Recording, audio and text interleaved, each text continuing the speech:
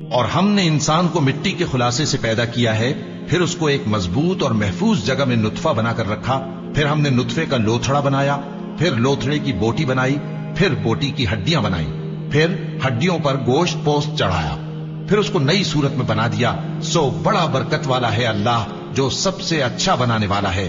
پھر اس کے بعد تم مر جاتے ہو، پھر قیامت کے روز اٹھا کھڑے کیے جاؤ گے، اور ہم نے تمہارے اوپر کی جانب 7 آسمان پیدا کیے، اور ہم خلقت سے غافل نہیں ہیں۔ اور ہم ہی نے آسمان سے ایک اندازے کے ساتھ پانی برسایا، پھر اس کو زمین میں ٹھہرا دیا، اور ہم اس کے نابود کر دینے پر بھی قادر ہیں۔ پھر ہم نے اس سے تمہارے لیے کھجوروں اور انگوروں کے باغ بنائے، ان میں تمہارے لیے بہت سے میوے ہوتے ہیں، اور ان میں سے تم کھاتے ہو۔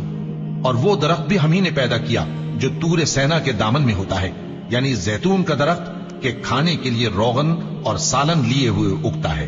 اور تمہارے لیے چوپایوں میں بھی عبرت ہے کہ جو ان کے پیٹوں میں ہے اس سے ہم تمہیں دودھ پلاتے ہیں، اور تمہارے لیے ان میں اور بھی بہت سے فائدے ہیں، اور بعض کو تم کھاتے بھی ہو، اور ان پر اور کشتیوں پر تم سواری بھی کرتے ہو۔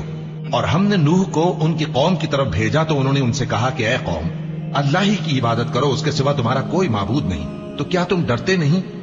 اس پر ان کی قوم کے سردار جو کافر تھے کہنے لگے کہ یہ تو تم ہی جیسا آدمی ہے، تم پر بڑائی حاصل کرنی چاہتا ہے، اور اگر اللہ چاہتا تو فرشتے اتار دیتا۔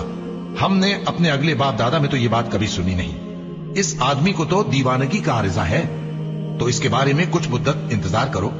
نوح نے کہا کہ پروردگار، انہوں نے مجھے جھٹلایا ہے، تو میری مدد کر۔